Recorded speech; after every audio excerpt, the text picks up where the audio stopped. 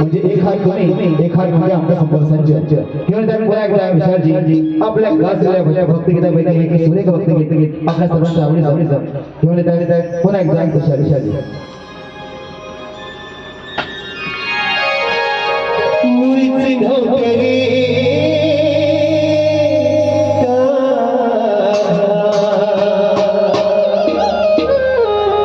परमेश्वराची कृपा आहे